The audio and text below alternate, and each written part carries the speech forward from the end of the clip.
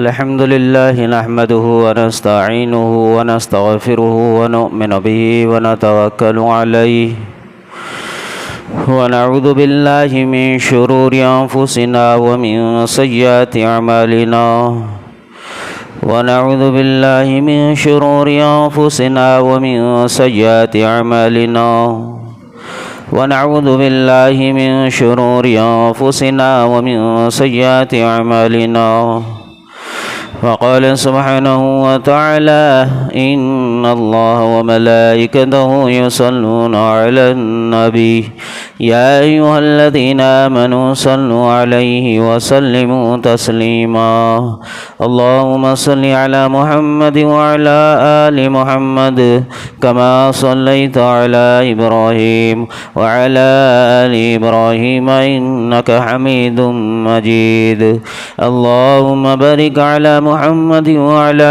آل محمد كما باركت على إبراهيم وعلى آل إبراهيم إنك حميد مجيد صدق الله العظيم وصدق رسوله الكريم أما بعد محترم بزرگ اور دوستو، اللہ تبارک و تعالیٰ نے انسانوں کو دنیاوی اعتبار سے جتنی نعمتوں سے نوازا ہے ان نعمتوں کا شمار کرنا انسان کے لیے ناممکن ہے کہ انسان کو اللہ نے کتنی نعمتیں دی ہے۔ آج کے اس دور کے اندر جہاں اتنی ٹیکنالوجی اور ایڈوانس سب کچھ دنیا میں موجود ہے، اس کے باوجود بھی اللہ نے انسانوں کو جو نعمتیں دی ہے انسان ان نعمتوں کو شمار نہیں کر سکتا۔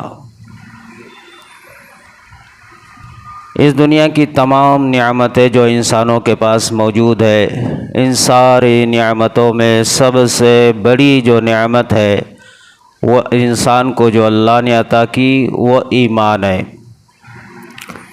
دنیا میں جتنی نعمتیں ہیں اگر وہ کسی ایک انسان کو مل جائے، مال و متاع بھی مل جائے، دولت بھی مل جائے، شہرت بھی مل جائے، عزت بھی مل جائے، ڈگریاں بھی مل جائے، عہدے بھی مل جائے، دنیا کی پوری حکومت ہی اس کو مل جائے، پھر وہ اپنی زندگی آرام اور راحت کی گزارے، درد اور تکلیف اس کے قریب کیا دور دور تک بھی اس کے آس پاس نہ آئے، اور خوشیاں ہی خوشیاں اس کے زندگی میں ہو، خوب عیش و آرام کی زندگی انسان گزارے، کھانے پینے کی اشیاء ہر وہ نعمتیں اس کے پاس ہے جو کسی کے پاس نہیں، بڑے بڑے محلات ہے، مکانات ہے، سواریاں ہے، صحت ہے، تندرستی ہے، ساری نعمتیں انسان کے پاس موجود ہے، کبھی بیماری نہیں، جوانی بھی ہے، طاقت بھی ہے، سب کچھ ہے، عقل بھی ہے۔ اور دنیا کی ساری نعمتیں ملنے کے بعد اگر اس بندے کو ایمان نہ ملے، اس کے پاس ایمان نہ ہو اور وہ بغیر ایمان کے اس دنیا سے چلے جائے تو دنیا کی ساری اشیاء دنیا ہی میں چھوٹ جائیں گی اور وہ تن تنہا اللہ کے پاس پہنچے گا۔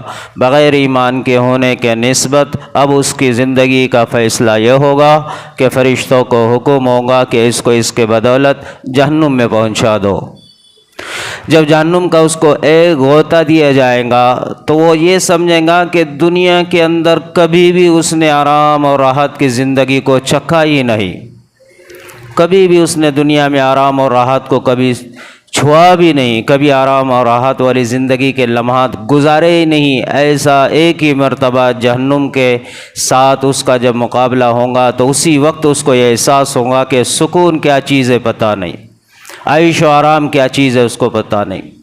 تو دنیاوی اعتبار سے انسان کے پاس نعمتوں کا مل جانا وہ انسان کے کامیاب ہونے کی دلیل اور کامیاب ہونے کا ثبوت نہیں ہے۔ ایک دوسری طرف ایک انسان ہے، غریب ہے، لاچار ہے، بے بس ہے، اس کے پاس نہ گھر ہے، نہ مکان ہے، نہ اشیاء ہے، نہ ساز و سامان ہے، نہ پہننے کے لیے کپڑے ہیں، نہ کھانے کے لیے کھانے ہیں، نہ اس کے ہاتھ ہے، نہ پیر ہے، نہ آنکھ ہے، نہ کان ہے، اور نہ سن سکتا ہے، نہ بول سکتا ہے، نہ زبان ہے، آنکھ ہو کر بھی دیکھ نہیں سکتا، یہ کچھ بھی نہیں ہے، پھر کھانے کو بھی نہیں ہے، پھر کپڑے بھی نہیں ہے، گھر بھی رہنے کے لیے نہیں ہے، اناج کا ایک لقمہ بھی نہیں ہے، بھیک مانگ کر کھائے، چوراہے پر جو ہے تو اس کو لٹایا ہوا ہے، لوگ اس آتے جاتے اس کو کھلا رہے، لوگ آتے جاتے اس کو عبرت کی نظر سے دیکھ رہے، بچے اس کا مذاق اڑا رہے، دنیاوی اعتبار سے وہ پرسان، اس کی حالت زندگی خستہ ہے، بدترین ہے، ایسی وہ زندگی، وہ ایک چوراہے پر، ایک نکڑ پر صبح شام اپنی زندگی گزارتا ہو، تو اس نے کبھی بھی کوئی بھی مزہ نہ چکھا ہو، کبھی بھی کوئی راحت اور آرام نہ دیکھا ہو، ہر وقت دکھ ہی دکھ میں ہے، ہر ایک جسمانی دکھ الگ، ظاہری دکھ الگ، باطنی دکھ الگ، دنیاوی اسباب اور ساز و سامان کا نہ ہونا اس کا دکھ الگ، ان سارے دکھوں کے ساتھ وہ اپنی زندگی گزار رہا ہے۔ جس نے کبھی بھی خوشی کا منہ نہ دیکھا ہو، اور اگر اس بندے کے پاس ایمان ہے، ایمان تقویٰ ہے، اللہ پر یقین ہے، یہ بندہ اب اگر اس حالت پر مر جائے تو مرنے کے بعد یہ بندے کو اللہ پاک کہیں گے لاؤ، اس کا اعزاز کرو، اس کا اکرام کرو اور اس کو جنت میں پہنچاؤ۔ جب اس کو جنت میں پہنچایا جائے گا نا، تو ایک ہوا کا جھونکا ہی اس کو چھو کر نکلے گا، تو اس سے اس کو اتنی لذت اور حلاوت ملیں گی، اتنی خوشی، اور اتنا اس کو وہاں پر اللہ پاک نوازے گا، تو اس ساری ایک ہوا کی لذت میں جو دنیا میں اس نے دکھ کی زندگی گزاری تھی، ان سارے دکھوں کو وہ بھول جائے گا، اور وہ کہے گا کہ کبھی میں نے کوئی دکھ دیکھا ہی نہیں، کبھی میں نے کوئی پریشانی میرے قریب آئی نہیں، کبھی میں نے کوئی مصیبت دیکھی ہی نہیں، بلکہ اس کے دل و دماغ میں یہ خیال آئے گا کہ آج سے پہلے مصیبت نے کبھی مجھے چھوا ہی نہیں تھا، صرف ایک ہوا کے جھونکے سے یہ سارے غم بھول جائیں گا، اور وہ آگے کامیاب ہو جائیں گا، جنت میں پہنچایا جائیں گا۔ تو ایمان ایک ایسی چیز ہے جس کے پاس ہے وہ کامیاب ہے، دنیا میں بھی آخرت میں بھی۔ آخرت میں اللہ یہ کہتا ہے کہ ہم اس کو وہ انعام دیں گے ایمان کے بدولت جو کسی کی آنکھوں نے نہ دیکھا، نہ کسی کے دل و دماغ میں اس کا خیال آیا۔ تو آج کے اس دور میں انسان کو اپنے ایمان کی، اپنے اعمال کی، اپنے آپ کی فکر کرنا یہ انسان کا اولین ذمہ ہے، کیونکہ اس کا اصل سرمایہ، اس کی اصل پونجی اور اس کی اصل دولت اس کا اپنا ایمان ہے، اس کا اپنا اللہ کے ساتھ جڑنا ہے، اس کا اللہ پر توکل کرنا ہے، اس کا اللہ پر بھروسہ کر کر جینا، یہ اس کا اصل سرمایہ ہے، یہ اصل میراث ہے، یہی ہے جو اس کے حق میں کامیاب اس کو کرائے گی، اور یہی ہے جو اس کے ساتھ میں موت کے راستے سے آئے گی۔ اس لیے اس اللہ کو پہچان کر آدمی کو چاہیے کہ اللہ کو پہچان کر اس کے حقوق کو ادا کرے، جیسا انسان باپ ہونے کی نسبت بیٹے کے جو ہے تمام ضروریات کو پہچان کر اس کی ضروریات کو پورا کرتا ہے، بیوی کے ضروریات کو انسان پورے کرتا ہے، اہل و عیال اور رشتہ داروں کے ضروریات کو پورا کرتا ہے، یا انسان خود اپنے ضروریات کو بھی پورا کرتا ہے، جیسے جان جان کر ہم اپنے ضروریات کو پورا کرتے ہیں، ایسی اللہ کو جان کر اللہ کے حکم کو پورا کرنے میں انسان کو یہ ہر وقت آگے رہنا چاہیے۔ یہ ماہ مبارک جو رمضان المبارک کا گزر گیا، یہ اسی کا پیغام تھا، اسی کا سبق تھا، اسی لیے آیا تھا کہ ایک ایمان والے کو جو ہے تربیت اس کو دلائے، ایک ایمان والے کو اس کے ایمان کو بڑھائے، ایک ایمان والے کی تربیت ہو، ایک ایمان والے کو اللہ تک پہنچائے، ایک ایمان والے کو اللہ سے جو ہے اس کا تعلق جوڑ دے، اور اتنا مضبوط کہ پھر وہ کبھی اللہ سے اپنے آپ کو نہ توڑے۔ یہ ماہ مبارک رمضان، اس کے دن، اس کے رات، اس کی صبح، اس کی شام، اس کا ایک ایک لمحہ ہر وقت یہ یہی کہہ رہا تھا کہ تم اللہ سے جڑ جاؤ، اللہ تمہارے قریب آ رہا ہے، اللہ تم سے اپنا تعلق اور رشتہ جوڑنے تیار ہے، تم اللہ کے ساتھ اپنا رشتہ جوڑ لو، تم اللہ کے ساتھ صلح کر لو، اللہ اپنے فوج فرشتوں کے ساتھ زمین یا آسمان پر آ گیا ہے اور یہ اعلان کر رہا ہے کہ آ جاؤ میری طرف، کوئی ہے صلح کرنے والا کہ وہ مجھ سے صلح کرے؟ تو بندہ روزے رکھ کر یہ علامت دیتا تھا، بندہ تراویح پڑھ کر یہ جو ہے تو ثبوت دیا کرتا تھا، بندہ نمازیں پڑھ کر یہ ثبوت دیا کرتا تھا کہ ہاں ہم تیرے ساتھ صلح کرنا چاہتے ہیں۔ جن لوگوں نے صلح کر لی وہ کامیاب ہو گئے، اور جن لوگوں نے اللہ کے ساتھ رمضان میں صلح نہیں کی آج بھی وہ بد نصیب کی بد نصیبی رہ گئے۔ یہ ماہ مبارک تربیت کا تھا، یہ ماہ مبارک انسانوں کو قرآن پہ کھڑا کرنا، قرآن کے حکم کے مطابق کھڑا کرنے کے لیے آیا ہوا تھا۔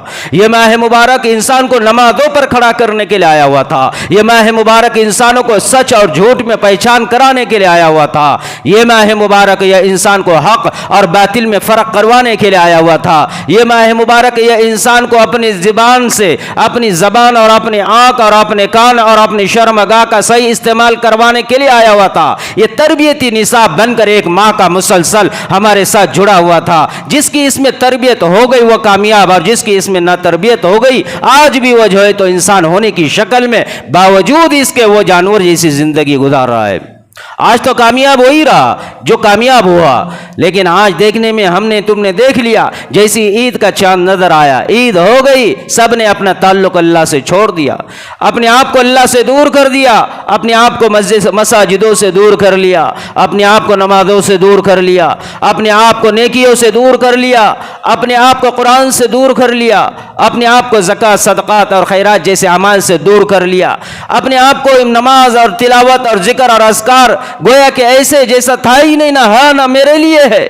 صرف ہم نے نامی مسلمان ہونے کے نسبت ایک ماہ سے رمضان سے ہم نے اپنا تعلق جوڑا، مگر اللہ سے تعلق نہیں جوڑا۔ رمضان میں اپنے آپ کو بہت، رمضان کے استقبال میں اپنے آپ کو کھڑا کیا، لیکن اللہ کے ساتھ کسی نے اپنے ساتھ وفائی کا اعلان کسی نے نہیں کیا۔ جو لوگ وہ تھے جنہوں نے رمضان کو رمضان سمجھ لیا تھا، اور جن لوگوں نے رمضان کی عبادتیں کی تھی، ان لوگوں کے لیے خوشخبری یہ ہے کہ رمضان چلا گیا، اور انہوں نے اپنے عمل سے بھی یہ بتلا دیا کہ رمضان چلا گیا تو نماز بھی چلے گئی، روزے بھی چلے گئے، رمضان چلا گیا تو سچ بھی چلا گیا، رمضان چلا گیا تو عبادتیں بھی چلے گئی۔ جن لوگوں نے رمضان کا عبادت کا مہینہ بنا دیا، جن لوگوں نے رمضان کی عبادتیں کی، ان کے لیے تو یہ ہے کہ ان کا رمضان چلا گیا۔ جن لوگوں نے اللہ کے ساتھ عبادتیں سے اپنا تعلق جوڑا، اور جس نے رب کو اپنا ساتھی بنایا تھا، ان کا رب آج بھی زندہ ہے، اور وہ رب ان کو بلواتا ہے 5 وقت کے لیے اللہ اکبر کہہ کر، اور یہ بندوں کو اللہ حکم دیتا ہے کہ آ جاؤ، میں تمہارا رب رمضان میں بھی تھا تو رمضان کے بعد بھی ہے۔ آج وہی بندے ہیں جو فجر میں بھی آتے ہیں، ظہر میں بھی آتے ہیں، عصر اور مغرب کی نماز بھی ادا کرتے ہیں، اور عشاء بھی ادا کرتے ہیں، اپنی زبان سے بھی سچ بولتے ہیں، اپنی آنکھوں سے بھی سچ دیکھتے ہیں، اپنے کانوں سے بھی سچ جو ہے تو سنتے ہیں، اپنے ہاتھوں سے بھی اچھے کام کے اندر اپنے ہاتھوں کو بڑھاتے ہیں، اپنے پیروں کو بھی اچھے کام اور خیر کی طرف بڑھاتے ہیں۔ یہ وہ لوگ ہیں جنہوں نے رمضان میں رمضان سے نہیں اللہ سے اپنا رشتہ جڑا لیا، اللہ سے اپنی صلح کرا لی، اور اللہ سے اپنا تعلق مضبوط کر لیا۔ جس نے رمضان میں رب کو پا لیا، یہ وہ لوگ ہیں جو آج بھی مسلسل عبادتوں پر کھڑے۔ لیکن جن لوگوں نے رمضان کی عبادت کی، ان لوگوں کے لیے تو رمضان گزر گیا، رب بھی ختم، ان کا رمضان رب بن گیا۔ جیسی رمضان ختم مساجدوں کا حال دیکھ لو، جیسی رمضان ختم مارکیٹ اور بازار کے سرگرمیوں کو دیکھ لو، جیسی رمضان ختم پھر دیکھ لو اس کی فحش بے حیائی کو، اس کے زبان کی بے لگامی کو، اس کے آنکھ کی بے لگامی کو، اس کے کان کی بے لگامی کو، اس کے ہاتھ اور پاؤں اور شرمگاہ کی بے لگامی کو۔ جگہ جگہ ٹیلی ویژن اور موبائلوں کے ذریعے وہ چیزیں دیکھتا ہے جو اللہ اور اس کے رسول کو دعوت دیتی ہے، جو کھلے عام اعلان جنگ کی دعوت ہے، جو وہ کرتا ہے جو اللہ نے منع کیا، یہ وہ کرتا ہے جو شیطان چاہتا ہے۔ یہ وہ لوگ تھے جنہوں نے اپنے آپ کو اللہ سے جوڑا ہی نہیں، بد نصیب ہے، محروم ہے۔ شیخ الاسلام علامہ تیمیہ رحمۃ اللہ علیہ وہ فرماتے ہیں جو بندہ رمضان میں اصل تربیت کر دیا گیا ہو، اور جس نے رمضان میں رب کو پا لیا گیا ہو، جس کے روزے قبول کر دیے گئے، جس کی تراویح قبول کر دی گئی، جس کا افطار اور سحر قبول کر دیا گیا ہو، فرمایا کہ اس کی علامت یہ ہے کہ بعد میں رمضان کے وہ بندہ خود اللہ کے احکامات پر دن رات اپنی زندگی گزارتے۔ وہ پھر جس طرح رمضان میں نماز کی پابندی کرتا تھا بعد بھی ایسی 5 وقت کی نماز کی پابندی کرتا ہے. جیسے رمضان میں آنکھ کی حفاظت کرتا تھا بعد بھی وہ جو ہے اپنی آنکھ کی حفاظت کے ساتھ اپنے آپ کو چلاتا ہے. جیسے وہ رمضان میں اللہ کے راہ میں خرچ کرتا تھا بعد رمضان کے بھی وہ اللہ کے راہ میں خرچ کرنا شروع ہی رکھتا ہے. جیسے رمضان میں گناہ کبیرہ گناہ صغیرہ اس سے وہ اپنے آپ کو بچاتا تھا بعد رمضان کے بھی وہ اپنے آپ کو ان گناہوں سے بچاتا ہے. فرمایا کہ یہ قبولیت کی علامت ہے کہ اس نے ماہ مبارک رمضان میں جو کچھ کیا وہ اللہ نے اس کو قبول کر دیا ہے. اور دوسرا وہ بد نصیب انسان جس کی سحر بھی ہو رہی ہے, جس کا بھوکا رہنا صبح سے شام تک بھی نظر آ رہا ہے, جس کا افطار بھی نظر آ رہا ہے, خود بھی کر افطار کے پارٹیاں بھی کر رہا ہے, لوگوں کے افطاریاں بھی کروا رہا ہے, یہاں تک کہ وہاں تک مال اور جان کو بھی لگا رہا ہے, سب کچھ کر رہا ہے. دنیا کی نظروں میں دنیا کے جو ہے زبانوں پر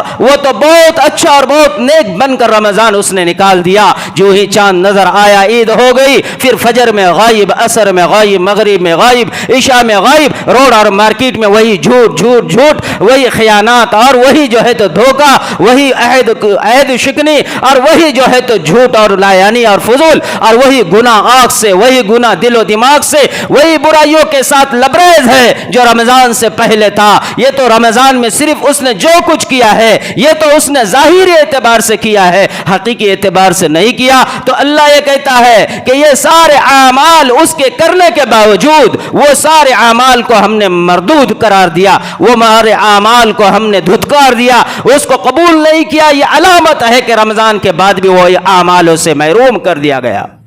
علامہ ابن تیمیہ رحمۃ اللہ علیہ کہتے ہیں کہ یہ علامت ہے اس کی کہ اس کو رب نے دھتکار دیا, رب نے اس کو لات مار دی, رب نے اس کو اپنے گھر سے ہی دور کر دیا. ایسا بندہ دوگلا جو نافرمان ہو کر بھی فرمان ہونے کا جو ہے آگے آگے ثبوت دیا کرتا تھا, آج وہ بندہ اللہ نے اپنے گھر سے نماز اعمال ذکر سے اس کو محروم کر دیا. یہ بدنصیبی ہے ان لوگوں کے لیے, روزے رکھنے والے بھی تھے, قرآن پڑھنے والے بھی تھے, تراویح پڑھنے والے بھی تھے, صدقات خیرات کرنے والے بھی تھے, لیکن اللہ کہہ رہا ہے اس کے باوجود ہم نے ان کو دھتکار دیا ہے. ان کے یہ اعمال قبول نہیں تھے, ظاہر میں تم دیکھ رہے تھے جو کچھ اور تھا, باطل میں جو تھا اللہ کہتا ہے وہ میں دیکھ رہا تھا وہ کچھ اور تھا, اور اس کا ثبوت اللہ کہتا ہے چاند دکھنے کے بعد تم بھی اندر والا ظاہر دیکھ لو گے, باطل تم بھی دیکھ لو گے. اس کے دل و دماغ میں کیا تھا جو تمہیں صفوں کی شکلوں میں, نماز کی شکلوں میں, عبادت اور اعمال کی شکلوں میں نظر آئے گا کہ رمضان میں تو بڑے نعرے لگا کر وہ اعمال میں اپنے آپ کو آگے رکھا کرتا تھا, لیکن رمضان کے بعد مائکوں میں پکار کر بھی وہ فجر نہ ظہر نہ عصر میں اللہ کے در کی طرف اپنے آپ کو بڑھانے کے لیے قدم بڑھائے گا. یہ وہ تھے جو اپنے آپ کو جو ہے تو ایمان والے ہونے کے دعوے کرتے تھے. شیطان نے انہیں اچک لیا, جیسے ہی شیطان چھوٹ گیا اس نے ان کو گناہوں پر کھڑا کر دیا, ناچ گانوں پر کھڑا کر دیا, فحش بے حیائیوں پر کھڑا کر دیا. عید کے دن جیسے تہوار اور وہ خوشی کے مقدس مبارک لمحات, جو مبارک دن, مبارک ایام اور مبارک روئے زمین کے سارے انسانوں میں سب سے افضل وہ لوگ جن لوگوں نے اس ماہ مبارک کا جو ہے تقدس حاصل کیا, وہ مبارک انسانوں کو جن لوگوں نے اپنے باتوں سے, اپنے زبانوں سے, اپنے ناچ گانے کے آلات سے, میوزک اور جو ہے تو طرح طرح کے فحش بے حیائی کے کاموں سے تکالیفیں دیے. کتنے بڑے شیطان, کتنے بڑے ظالم, کتنے بڑے نافرمان, کتنے بڑے منافق مسلمان, کیوں نہ ان پر عذاب آئے, کیوں نہ ان پر زمین اپنے اندر نگلنے کے لیے اللہ سے فریاد کرے, اور کیوں نہ جو ہے تو ظالم دشمن ان پر مسلط نہ ہو, اور کیوں نہ اللہ ان کو ذلیل اور رسوا کرے, کیوں نہ اللہ ان کو رہے جگہ پر جو ہے تو رسوا کر ذلیل نہ کر دے, کیوں نہ ان کی نعمتوں کو اللہ چھین لے. جو ایسے ہیں جو ایمان والوں کو تکلیف دے, اہل و عیال کو تکلیف دے, ماں باپ کو تکلیف دے, بھائی بہن کو تکلیف دے, وہ ناچ گانا کروا کر لوگوں کو تکلیف دے, روزے داروں کو تکلیف دے, یہ سب کچھ کیا گیا ہے ہمارے اپنے محلوں میں. اور یہ کون تھے؟ غیر تھے. یہ کون تھے؟ منافق یہودی نصارہ تھے, کوئی اور نہیں. ہماری اپنی نسلیں تھی جن لوگوں نے شیطان کے ساتھ مل کر بڑے بڑے ڈی جے لگا کر یہ ثبوت دے دیا کہ ہم اس رب کو نہیں مانتے. जिस रब का तुमने पूरा महीना रोजा रखे, हम उस रब को नहीं मानते, उसके फरमान को भी नहीं मानते, उसके कुरान को भी नहीं मानते, उसके रसूल को भी नहीं मानते। ये इन्होंने अमली तौर से जो है तो सबूत दिया है। ऐसे जालिमों को अल्लाह कहता है, ऐसे लोग वो हैं जिनके ऊपर हमने शैतान को छोड़ दिया, शैतान ने उन्हें गुमराह कर दिया, शैतान ने उनको दबोच लिया, शैतान उन पर हावी हो गया है। अल्लाह कहता है कि ये वो लोग हैं जिन्हें हमने जहन्नुम के लिए ईंधन बनाया हुआ है। ऐसे लोग भी थे, ये कोई और नहीं थे, किसी और जगह से नहीं आए हुए थे। ये वही थे जो मस्जिद में तरावी, और ये वही थे जो मस्जिद में इफ्तार, ये वही थे जो मस्जिद में नमाजें पढ़ने वाले, ये वही थे जो कुरान पूरा का पूरा इमाम के पीछे खड़े होकर सुनने वाले थे। लेकिन ये सब कुछ होने के बाद क्या हुआ? बाहर निकलकर इन लोगों ने ईद ही के दिन इनकार कर दिया, कुरान का इनकार। ये कुरान का इनकार है। कुरान कहे फेश बेहयाई और नाच गानों से दूर रहो, ये कहे नहीं मैं वो करूंगा। ये कुरान का इनकार, कुरान को न मानना है। अल्लाह कहे कि गुनाह जैसे कामों से अपने आप को बचाओ, और ये कहे कि नहीं मैं गुनाह ही करूंगा। ये अल्लाह की नाफरमानी है, अल्लाह के काम को ठुकराना है। नबी अलैहिस्सलातु वस्सलाम के तर्ज जिंदगी को अपने आप से दूर करना, ये क्या है? नबी अलैहिस्सलातु वस्सलाम के इस्लाम से मुंह मोड़ना है। इसीलिए हमारी आज की नस्ल मुर्तद हो रही है, इसीलिए हमारी आज की नस्ल बेखौफ इस्लाम से दूर हो रही है। क्यों हो रही है? इनके दिलों के अंदर इस्लाम की अजमत नहीं, ईमान की अजमत नहीं, इनके दिलों के अंदर अल्लाह की अजमत नहीं, इनके दिलों के अंदर कुरान जैसी मुकद्दस किताब की अजमत नहीं रही। ये मुसलमान जिसके दिल में दीन की अजमत नहीं, ये मुसलमान जिसके दिल में अजान की अजमत नहीं, ये मुसलमान जिसके दिल में मसाजिदों की अजमतें नहीं, ये मुसलमान जिसके दिल में माँ बापों की अजमत नहीं, ये मुसलमान जिसके दिल में बड़ों के बुजुर्गों की अजमतें नहीं, ये वो मुसलमान जिसके दिल में उलमाए करामों की अजमतें नहीं, ये ऐसे दिल जिसके दिल जो है गंदे नाली के गटर से भी ज्यादा बुरे हो चुके, जिसके अंदर सारे दुनिया की मोहब्बतें भरी हुई है, सारी दुनिया उसके अंदर भरी हुई है, सारी दुनिया की जो है तो चीजों ने उसको जकड़ा हुआ है, गटर से ज्यादा बदबूदार वो दिल उसका बना हुआ है। ये ऐसे लोग हैं जिनके दिलों के अंदर इस्लाम और ईमान और आमाल सालिहीन से कोई मोहब्बत नहीं। तभी तो ये लोग वो है, फिर इन लोगों ने अपने आप को मसाजिदों से दूर कर लिया, ये वही लोग हैं। फिर इसके लिए तो अल्लाह कहता है कि ऐसे लोग फिर इस्लाम से हल्के होने के दावे करते हैं, और फिर यही लोग गैरों के तलवे छाटते हैं, फिर यही लोग नाफरमान मुशरिकीन और कुफ्फार उन लोगों के पीछे दुम हिलाते भागते हैं, जी हुजूरी के नारे लगाते हैं। वो वही लोग हैं, फिर यही लोग जो बातिल ताकतों के सामने सजदे करते हैं, ये वही लोग हैं फिर नापाक और हराम गिज़ाओं को अपने पेटों में डालते हैं। फिर ये वही लोग हैं जो मुसलमान होने के दावे करने वाले, ये वही लोग हैं जो ईमान और अल्लाह और उसके रसूल और कुरान और दीन की अजमतों को दिलों से निकाला। अल्लाह ने इनके दिलों में खौफ और दहशत को डाल दिया, ये डरते हैं। फिर यही लोग इस्लाम से मुर्तद होते, इन्हीं की औलादें, इन्हीं की नस्लें। वे अगर ये ऐसे तो इनकी औलाद की क्या तरबियत करेंगे, ये ऐसे तो इनके घरों में क्या दीन होगा, या ऐसे तो इनकी बीवी और बच्चे क्या इस्लाम और ईमान पर जो है अपने आप को चलाएंगे। फिर यही की बच्चियां भाग जाती है, इन्हीं लोगों की जो है तो औलादें नाफरमान बनकर बाप को गिरबान से पकड़कर घर से बाहर निकाल देती है। यही वो औलादें हैं और यही वो लोग हैं जिन लोगों ने अल्लाह और उसके रसूल को छोड़ दिया। माशरे के अंदर सबसे बड़ी गंदगी फिर यही है। ऐसी लोगों ने दुनिया को भी बर्बाद कर दिया, दीन को भी बर्बाद कर दिया, और मुसलमानों के माशरती जिंदगी को भी बर्बाद कर दिया। ऐसे लोगों के लिए एक निसाब बनाना चाहिए, इनको बाइकाट करना चाहिए, किसी मस्जिद से इनके लिए जो है तो जनाजे नमाज का ऐलान होना चाहिए कि कोई ना पढ़ाए। ऐसे लोग जो दीन का मजाक बनाए, इन लोगों के लिए बाइकाट होना चाहिए कि कोई इनके निकाह ना पढ़ाए, कोई इनके दुख दर्द में शामिल ना हो, और कोई मुसलमान इनको कब्रिस्तान में अपने दफनाने के लिए इजाजत ना दे। शरीयत और इस्लाम यही कहता है, यही कहता है। यहां तक कि शरीयत ने कहा अगर तुम एक वक्त से दो, दो वक्त से तीन, एक वक्त की नमाज अगर तुम उसका इनकार कर दो तुम काफिर है। इमाम अहमद बिन हंबल का फतवा है ऐसे मुसलमान को, और पीराने पीर अब्दुल कादिर जिलानी रहमतुल्लाह का फतवा है ऐसे मुसलमान को मुसलमान लड़की ना दो, ऐसे मुसलमान को मुसलमान के कब्रिस्तान में तक दफन ना करो। आज हमने क्या कर दिया है, ईद के दिन ही तमाशा बनाकर यह बतला दिया हम इस्लाम और ईमान के मुनकिर है। इसी हालात के वजह से देखो, इसी हालात के वजह से उम्मत के सारी दुश्मन मुसलमानों के ऊपर टूट पड़ी हुई है। ऐसे लोगों के वजह से रुस्वा और जलील और बदनाम इस्लाम हो रहा है। आज इंसान को पता नहीं है آج انسان کو پتہ نہیں ہے یہ مختصر سی زندگی کے بعد جب آگے بڑھیں گا تب تو اللہ کے پاس تو پہنچنا ہی ہے. اللہ کے پاس جائیں گا تو کیا ہوگا؟ بغیر ایمان کے ایسے لوگ دنیا سے جاتے ہیں، بغیر ایمان کے. جو ایمان کو ہلکا سمجھتا ہے، جو ایمان کو اپنے دل و دماغ میں جگہ نہیں دیتا، جو ایمان اور قرآن اور دین کی عظمت اپنے دلوں میں نہیں رکھتا، ایسے لوگوں کو ڈرنا چاہیے. فرمایا کہ یہ لوگ وہ ہیں جو اپنے ایمان اور خاتمے سے بے خبر ہیں. انہیں پتہ نہیں ہے پھر ان کا ایمان پر خاتمہ ہوگا یا نہ ہوگا. اور ایسے لوگوں کا ایمان پر خاتمہ نہیں ہوتا جو دنیا دار ہوتے ہیں. دنیا داروں کا ایمان پر خاتمہ ہونے کی گارنٹی نہیں ہے، دینداروں کی نہیں ہے. دنیا داروں کی کیا بات ہے؟ دینداروں کی، دنیا داروں کی تو بات دور. دینداروں میں ایک عام انسان، ایک خاص انسان، خاص الخاص سے آگے خاص الخاص انبیاء علیہ الصلوۃ والسلام، وہ لوگ بھی اپنے آپ کو ڈرتے تھے کہ دنیا کے بدعملیوں میں کہیں ہمارا ایمان نہ سلب کر دیا جائے. وہ لوگ بھی ڈرتے تھے. حضرت ابراہیم علیہ الصلوۃ والسلام ایک طرف، تمام ان کے بعد کے جو ہے تو نبی اور رسولوں کے آب و اجداد، اور یہ وہ ہے جن کی نسل سے اللہ نے سلسلہ جاری کیا. ان کے بیٹے اسحاق، ان کے بیٹے یعقوب. وہ یعقوب علیہ نبی علیہ الصلوۃ والسلام موت کے وقت اپنے بیٹوں کو قریب کر کر ان سے سوال کرتے ہیں. وہ اپنے بیٹوں کی فکر کر رہے ہیں موت کے بعد، اور موت کے وقت وہ اپنے بیٹوں کو یہ جانچ رہے ہیں کہ تم کیا کرنے والے ہو آگے. وہ فکر مند ہے اپنے بارے میں، اپنے بچوں کے بارے میں. اور وہ کون؟ جن کا دادا نبی رسول، ان کا دادا نبی، ان کے ابا جو ہے تو نبی اور رسول، ان کے ابا بھی نبی، ان کے ابا کے ابا دادا حضرت ابراہیم علیہ نبی علیہ الصلوۃ والسلام. دوسری طرف ان کے چاچا حضرت اسماعیل علیہ نبی علیہ الصلوۃ والسلام نبی، چاچا کے بیٹے حضرت یوسف علیہ نبی علیہ الصلوۃ والسلام نبی. پورا خاندان نبی والا، نبوت والا.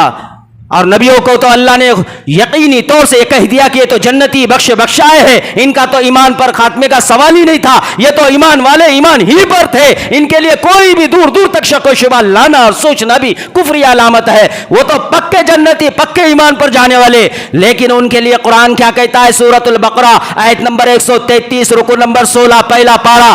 ام کنتم شہداء اذ حضر یعقوب الموت اذ قال لبنیہ ما تعبدون من بعدی قالوا نعبد الہک و الہ آبائک ابراہیم و اسماعیل و اسحاق الہ واحدا ونحن له مسلمون. اپنے بیٹوں کو موت کے وقت یعقوب علیہ السلام قریب کرتے ہیں اور پوچھتے ہیں کہ بیٹا بتاؤ، ما تعبدون من بعدی، میرے بعد تم کس کی عبادت کرو گے؟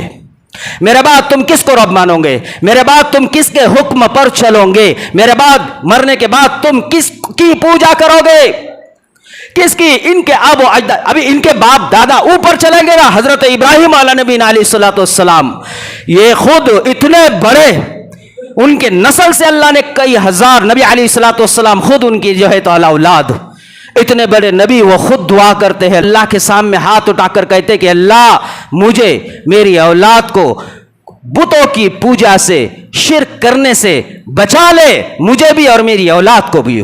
وَجْنُبْنِي وَبَنِيَّ أَن نَعْبُدَ الْأَصْنَامَ، مجھے میری اولاد کو دونوں کو اللہ میری نسلوں کو بچا بتوں کی پوجا اور شرک کرنے سے، ہماری ان کی حفاظت فرما اور ہمارا خاتمہ ایمان پر کر.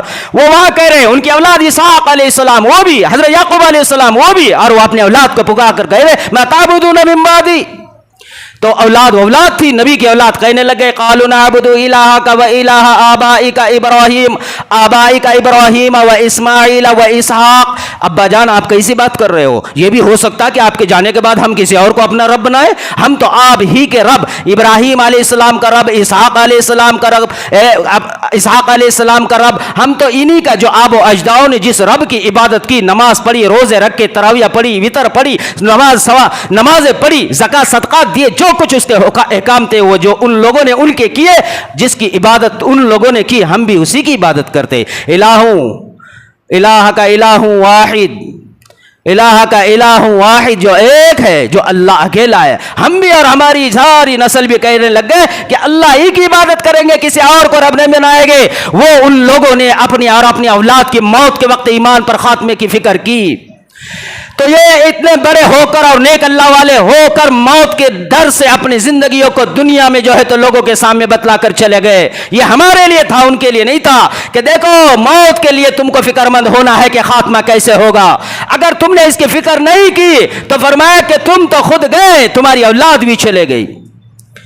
آج وہی جو دیندار ہے وہ فکر مند ہونا چاہیے کہ کیسے جائے دنیا سے ایمان کے ساتھ. دنیا دار تو ویسے بھی دنیا سے جائے گا تو دنیا کے ساتھ جائے گا, بغیر دنیا کے نہیں جائے گا, دنیا کے ساتھ جائے گا. موت کے وقت اس کے زبان پر دنیا دنیا ہو گئی. جن چیزوں کی محبت دل میں تھی وہی دلوں کے اندر ہوگا, وہی موت کے وقت نکلے گا, وہی قبر میں نکلے گا, اسی پر اس کا فیصلہ کیا جائے گا. تو موت کے مطابق ڈرنے کا تو مسئلہ ہمارا ہے.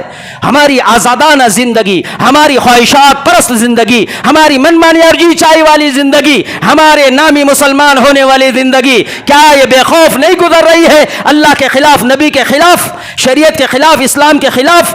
آج کہاں گئے وہ افطار کرانے والے اور روزے رکھنے والے؟ آج کہاں گئے وہ تراویح پڑھنے والے؟ اور وہ کہاں گئے آج نمازوں میں آ کر بھیڑ لگانے والے؟ آج کہاں ہے وہ نمازوں میں اعلان کرنے والے آگے بڑھو آگے بڑھو؟ آج مسجد ویران ہے, پکارتی ہے مسجد انہیں. آج کہاں گئے وہ لوگ جو مسجد میں دین کی باتیں قرآن کو سننے والے؟ آج وہ باہر ڈی جے لگا کر ناچ رہے. آج وہ فحش بحیائی کے کام اور اڈوں پر اپنے آپ کو لے جا کر کھڑا کیا ہوا ہے. آج وہ مساجدوں سے انہوں نے تعلق توڑا ہے. قرآن یہی کہتا ہے تم معبود نہ بناؤ کسی کو.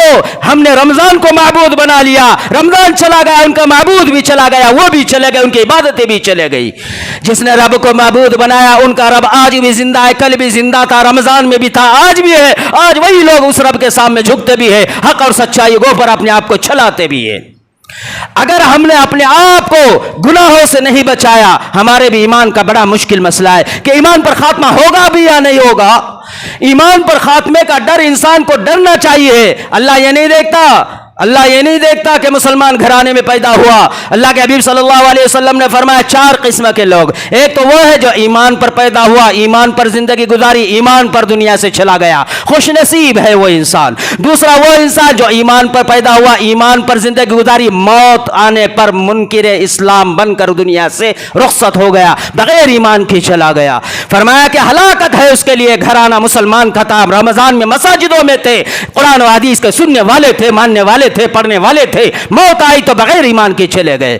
تیسرا وہ طبقہ جو فرمایا کہ وہ بغیر ایمان والے کے گھر میں پیدا ہوا, بغیر ایمان کی زندگی گزاری, بغیر عمل کے دنیا سے چلا گیا, یہ تو جہنم میں ایندھن ہے.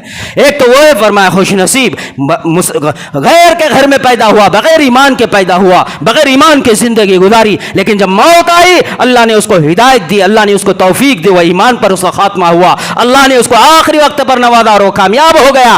اللہ ایسے لاکھوں کروڑوں اور اربوں میں ایک آدھ بندے کو چنتا ہے, یہ نہ سمجھے کہ ہمیں بھی اللہ چن لے گا.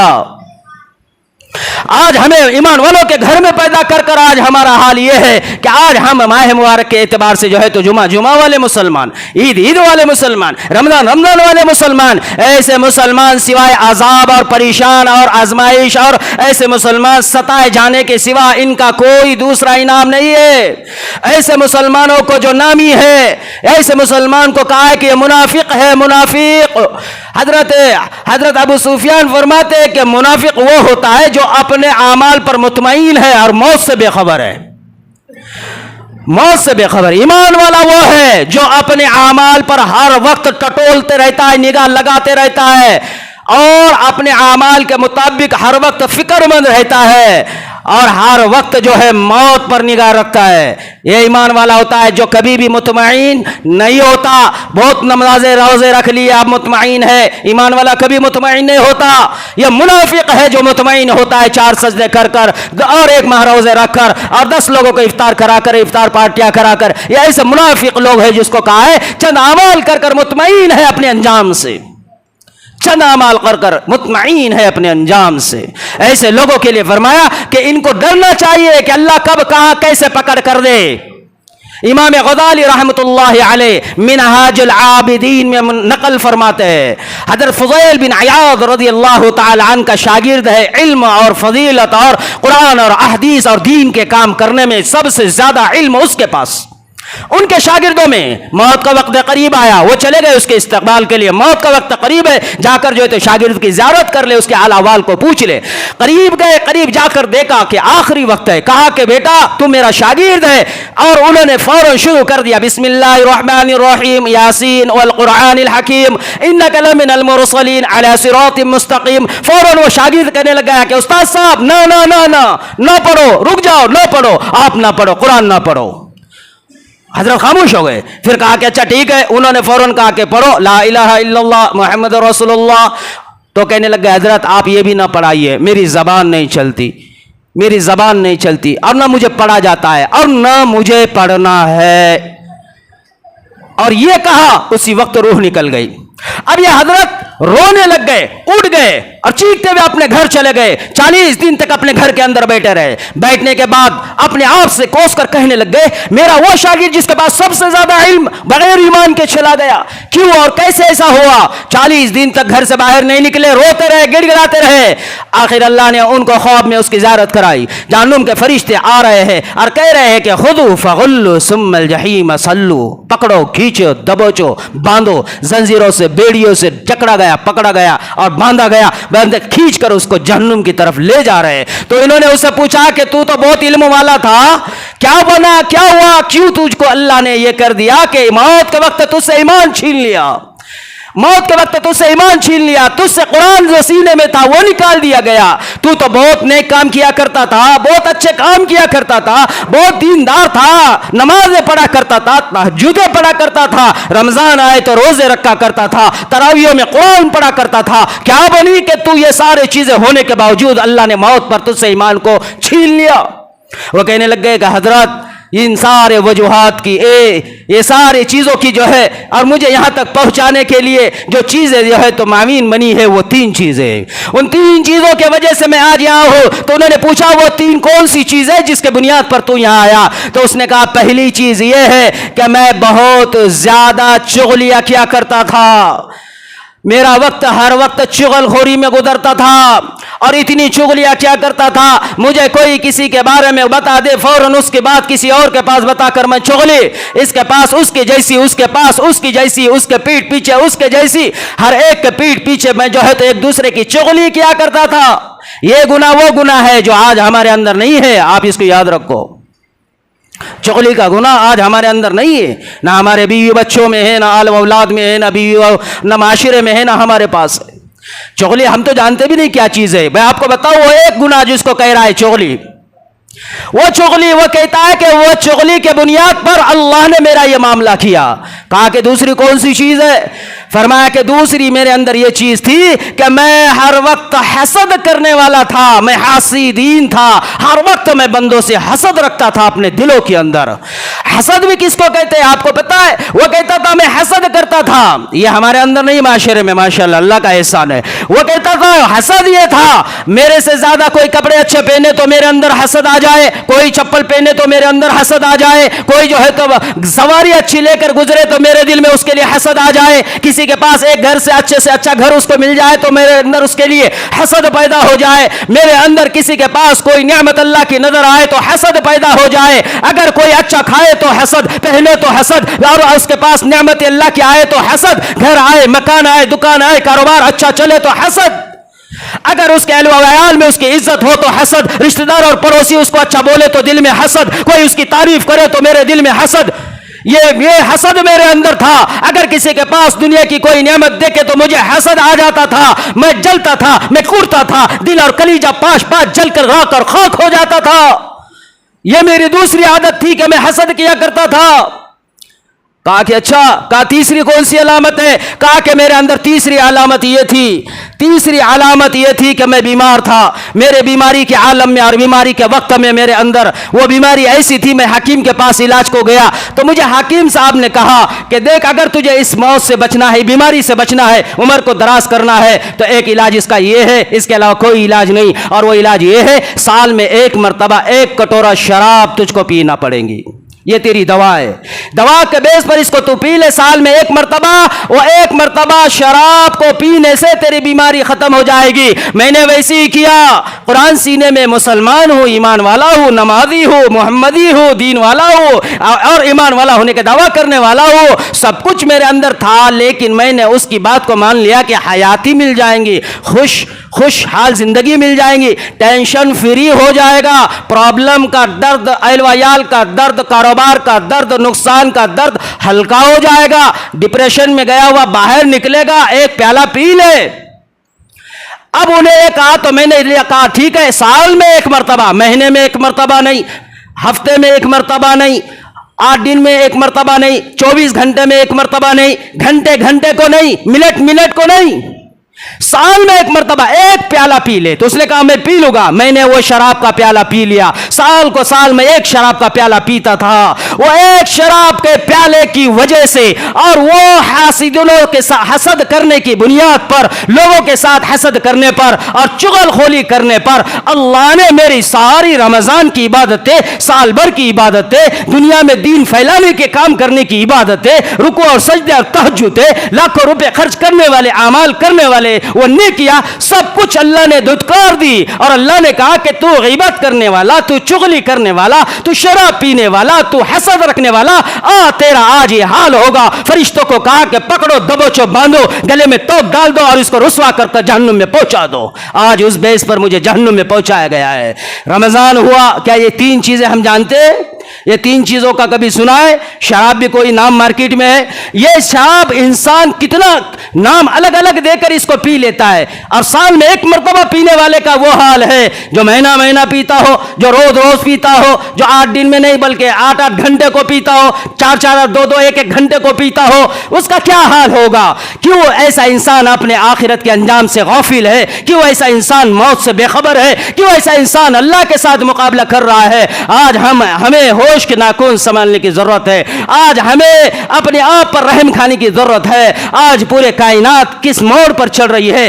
انسانیت کہاں جا رہی ہے؟ ایمان والے کہاں جا رہے ہیں اور ہم نافرمان کہاں جا رہے ہیں؟ جنت کون سے راستے پر ہے؟ ہم سفر کون سے راستے پہ کر رہے ہیں؟ جنت کس راستے پر ہے؟ آج یہ ساری چیزوں کا محاسبہ کرنے کی ضرورت ہے. اگر ہم نے یہ سب چکری دماغ میں رکھ کر زندگی گزاری, جو کل رمضان میں ہماری زندگی آباد تھی اعمالوں سے, آج ماہ مبارک شوال میں بھی ہماری زندگی اعمال سے آباد ہوتی اور ہوگی, اور ہماری نسلیں اور ہمارے گھروں میں بھی عبادتیں ہوگی, قرآن ہوگا, ذکر اور اذکار ہوگا. پھر ہم نامی مسلمان اور رمضانی مسلمان نہیں بنیں گے.